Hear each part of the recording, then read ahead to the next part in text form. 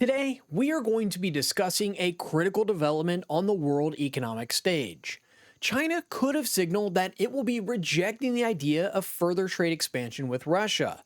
And if that turns out to be true, that decision will result in severe economic stress on Moscow. This has already been unfolding, and it could reshape the momentum on the battlefield between Russia and Ukraine, and have several other crippling effects on the war machine. In contrast, America's economy under conservative policies is standing strong, which could give America leverage as it tries to bring an end to the war. After Russia invaded Ukraine in 2022 and Western nations imposed devastating sanctions, Moscow found itself increasingly isolated from many Western markets. At that moment, China stepped in. It started to buy Russian oil and gas and began shipping in goods. They traded electronics and vehicles, among other things. That surge pushed their bilateral trade to record highs, with total trade hitting about $245 billion in 2024. Russia needed a lifeline for their war efforts, and China, with its immense industrial and financial status in the region, appeared to be the lifeline that Putin needed. Now fast forward to 2025, and now that previously booming trade is rapidly declining. From January to September 2025, trade turnover between Russia and China fell by more than 10%, and that is causing chaos in the Russian economic markets. But there are some even larger aspects of this declining trade that need to be explored. Let's talk about how Russia's fuel exports to China dropped by around 20%. China has also stopped shipping electronics into Russia with a similar decline. This is the effect of China scaling back trade with Russia as more sanctions come into effect on Russia, isolating it even more from the rest of the world as the invasion on Ukraine continues. Sources close to the Russian government now say that China's willingness to underwrite Russia's economy is overextended. In effect, China is also rejecting additional trade expansion. Chinese officials, dealing with their own growth pressures, are no longer desperate to absorb Russia's output, and they are very selective with which imports they are willing to accept. Russian officials went as far to say that China does not behave like an ally. He referred to several instances where China simply declined trade imports without saying anything at all, while also not being a reliable payment partner. Continuing a deeper trade partnership comes with regulatory and sanction risks. China is weary of secondary sanctions or reputational backlash from deeper engagement in Russia's war economy. China's economy is nearly 10 times bigger than Russia's war economy. That gives Beijing leverage. If China chooses to pull back, Russia has limited alternatives for trades. And as Ukraine has increased precision with their drone strikes on high-cost military equipment inside of Russia, that lifeline that Putin once relied upon is now turning out to be not so reliable. Ultimately, China acts as its own national interest. Even in strategic partnership, China reserves the right to slow or block deals that it deems unwise. So, by effectively rejecting further trade expansion, while letting existing trade also decline, China is basically applying downward pressure on the Russian economy without formally breaking ties. It's a subtle move that is having devastating effects on the Russian war machine and their crippled economy. Russia has attempted to find partners, such as India, to help with trade, and President Trump just called out India for buying Russian oil and gasoline. So that may also bring trade between Russia and India to a halt. But the Russians weren't exactly pleased with the way India did business either.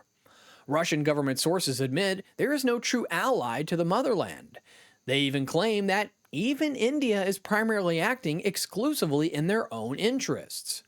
Russia's weakening clears the field. A fragile, nearly bankrupt Russia is less capable of aggression, and its capabilities in the Ukraine conflict are heavily diminished. Meanwhile, the United States is on firmer footing, especially with conservative economic policies with President Trump in the White House. Lower taxes, regulatory relief, energy independence, and a robust domestic manufacturing push strengthen America's economic base. This allows President Trump to use maximum leverage to bring an end to the war and to dictate which nations trade with Russia.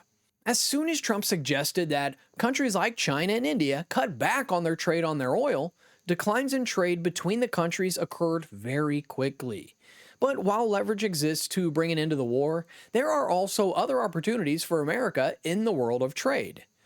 China's rejection of further trade expansion with Russia is not just symbolic because it's already straining Moscow's economy and defensive capabilities.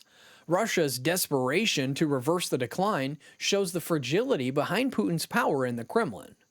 Moscow is burning cash faster than it can replace it. Since the invasion of Ukraine, Russia has poured hundreds of billions of dollars into sustaining its war machine. Defense spending now eats up more than a third of its national budget. That might sound strong until you realize the Kremlin is financing it through debt, emergency reserves, and heavy taxation on what little private industry remains. Sanctions have eliminated Russia's access to Western banking systems, technology, and capital markets. The ruble has gone through multiple devaluations, foreign investment has evaporated, and basic consumer goods have skyrocketed in cost. Even worse for Putin, inflation is officially in the double digits, but Russian state media won't report the real number. The inflation is secretly much higher. Even Russian economists admit that without outside trade partners, particularly China, the government can barely keep going. And now, even China is pulling back. That single factor is terrifying for Vladimir Putin.